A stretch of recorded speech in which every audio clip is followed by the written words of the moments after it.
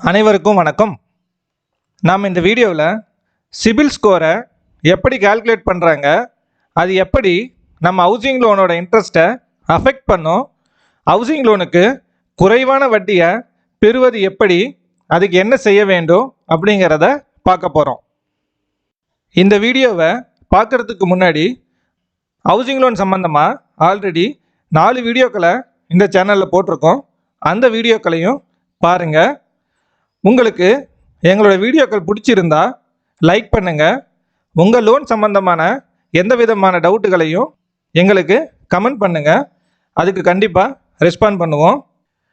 அப்படியே எங்கள் சேனலை மறக்காமல் சப்ஸ்கிரைப் பண்ணுங்கள், எங்களுக்கு சப்போர்ட் பண்ணுங்கள். வாங்க வீடியோக்குள்ளே போகலாம். நமக்கு லோன் கிடைக்கிறதுக்கும் ரேட் ஆஃப் இன்ட்ரெஸ்ட்டை ஃபிக்ஸ் பண்ணுறதுக்கும் சிபில் ஸ்கோர் ரொம்ப முக்கியமாக இருக்கும். இந்த சிபில் ஸ்கோரை எப்படி கால்குலேட் பண்ணுறாங்கன்னு பார்க்கலாம்.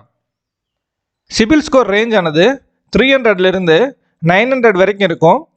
300லேருந்து 599 வரைக்கும் இருந்தால் வெரி பேட் ஸ்கோர். 600லேருந்து 649 வரை இருந்தால் புவர் ஸ்கோர். 650லேருந்து 699 வரை இருந்தால் ஃபேர் ஸ்கோர். 700லேருந்து 749 இருந்தால் குட் ஸ்கோர். 750லேருந்து 799 வரைக்கும் இருந்தால் வெரி குட் ஸ்கோர். 800க்கு மேலே இருந்தாலே எக்ஸலன்ட் ஸ்கோர்னு டிஃபைன் பண்ணுவாங்க. ஸோ இந்த சிபில் ஸ்கோரை பேஸ் பண்ணி நமக்கு லோனோட வட்டி எப்படி இருக்கும்னு பார்க்கலாம். சிபில் ஸ்கோர் ரேஞ்சு 800லேருந்து 850 வரைக்கும் இருந்தால் மிக குறைவான வட்டியில் லோன் கிடைக்கும். 750லேருந்து 799 இருந்தால் குறைந்த வட்டியில் தான் கடன் கிடைக்கும். 700லேருந்து 749 வரைக்கும் இருந்தால் வட்டி கொஞ்சம் அதிகமாக இருக்கும். 650லேருந்து 699 வரைக்கும் இருந்தால் வட்டி ரொம்பவே அதிகமாக இருக்கும். 600லேருந்து 649 இருந்தால் கடன் கிடைக்கிறது சற்று கடினமான விஷயந்தான். 600 கீழே இருந்தால் கண்டிப்பாக கடன் கிடைக்காது.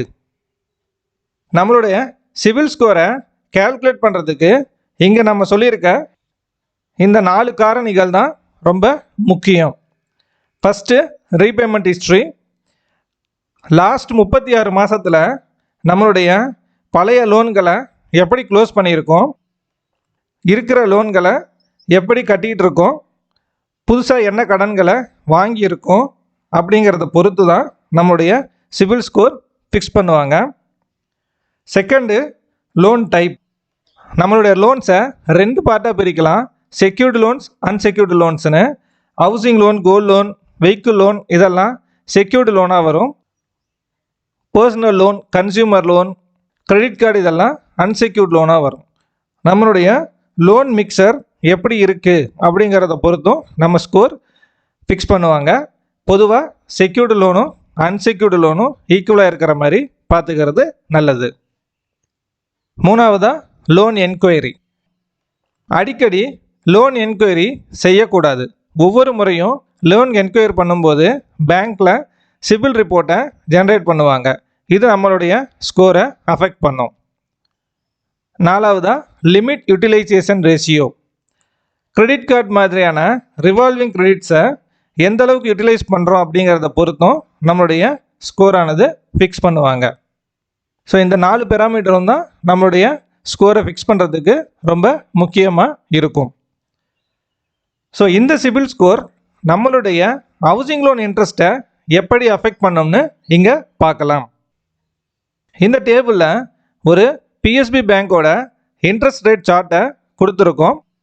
இதில் ஹவுசிங் லோனோட இன்ட்ரெஸ்ட் சிபில் ஸ்கோரை பேஸ் பண்ணி எப்படி ஃபிக்ஸ் பண்ணியிருக்காங்கன்னு பாருங்கள்.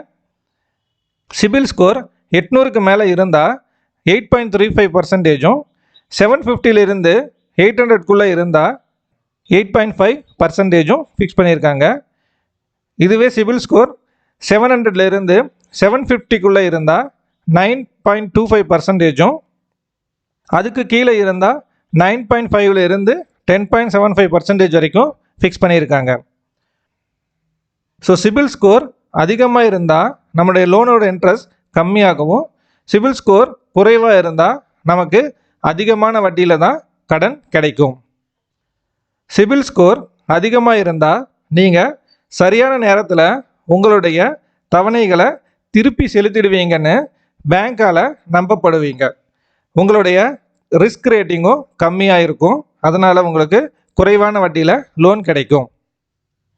சிபில் ஸ்கோர் குறைவாக இருக்கும்போது உங்களுடைய கடன் தவணைகளை சரியான நேரத்தில் கட்டாமல் போய்விட வாய்ப்பு இருப்பதாக வங்கிகளால் நம்பப்படுவீங்க. அதனால் ரிஸ்க் ரேட்டிங் அதிகமாக இருக்கும். உங்களுடைய லோனோட இன்ட்ரெஸ்ட்டும் அதிகமாக இருக்கும். இந்த டேபிளில் இருக்கிற ஹவுசிங் லோன் டேட்டாவை நம்மளுடைய கால்குலேஷனுக்கு எடுத்துக்கலாம். லோன் பிரின்சிபல் அமௌண்ட்டாக 50 லட்சமும் ரீபேமெண்ட் டென்யூராக 20 வருஷமும் எடுத்துக்கலாம். வெவ்வேறு ரேட் ஆஃப் இன்ட்ரெஸ்ட்டில் டோட்டல் இன்ட்ரெஸ்ட் அமௌண்ட்டாக எவ்வளவு கட்டுவீங்கன்னு இந்த டேபிளில் கொடுத்துருக்கோம். சிபில் ஸ்கோர் 800க்கு மேலே இருக்கும்போது 8.35% வட்டியாக இருக்கும். அதுவே குறையும் போது 10.75% வரைக்கும் அதிகமாகும். அதனால் நம்ம கட்டுற டோட்டல் இன்ட்ரெஸ்ட் 53 லட்சத்தில் இருந்து 71.82 லட்சம் வரைக்கும் இருக்கும்.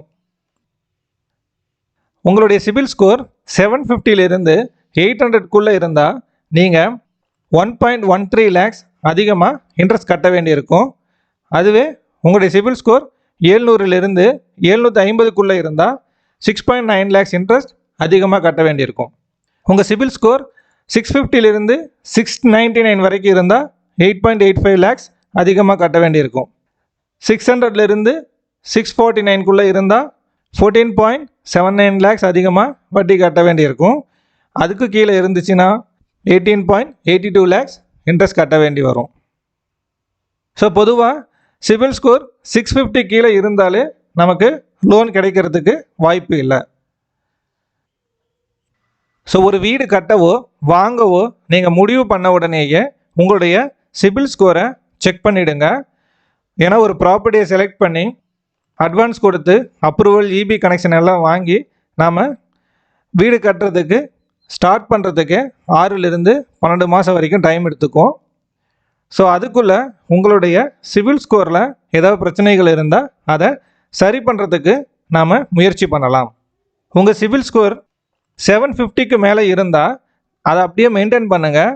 750 கீழே இருந்துச்சு அப்படின்னா உங்களுடைய எக்ஸிஸ்டிங் லோன்ஸை ரெகுலர் பண்ணி கிரெடிட் கார்டு லிமிட்டை குறைச்சி ஸ்கோரை இம்ப்ரூவ் பண்ண முயற்சி பண்ணுங்கள். உங்களுடைய சிபில் ஸ்கோரை எப்படி இம்ப்ரூவ் பண்ணணும் அப்படிங்கிறத இங்கே பார்க்கலாம். அதில் ஃபஸ்ட்டு பாயிண்ட், சரியான நேரத்தில் உங்களுடைய இஎம்ஐகளை தவறாமல் கட்டணும். உங்களுடைய எக்ஸிஸ்டிங் லோனோட இஎம்ஐ எல்லாத்தையும் சரியான நேரத்தில் டிலே பண்ணாமல் கண்டிப்பாக கட்டியிருக்கணும். செகண்ட் பாயிண்ட், கிரெடிட் யூட்டிலைசேஷன் ரேஷியோவை குறைக்கணும். அதாவது கிரெடிட் கார்டு போன்ற ரிவால்விங் கிரெடிட்ஸோட யூட்டிலைசேஷனை 30% வரைக்கும் தான் வச்சுருக்கணும். உங்களுடைய லிமிட் 1 லட்சமாக இருந்தது அப்படின்னா 30,000க்கு கீழே தான் நீங்கள் யூஸ் பண்ணியிருக்கணும். ஸோ இது மாதிரி செய்யும்போது உங்களுடைய ஸ்கோர் ஏறும். மூணாவது பாயிண்ட், புதிய கடன்களை தேவையில்லாமல் வாங்காதீங்க. ஸ்கோரை இம்ப்ரூவ் பண்ணணும் அப்படின்னா புதிய லோன் என்கொயரிஸ் எதுவும் பண்ணாதீங்க. எமர்ஜென்சியாக இல்லை அப்படின்னா எந்த லோனையும் எடுக்காதீங்க.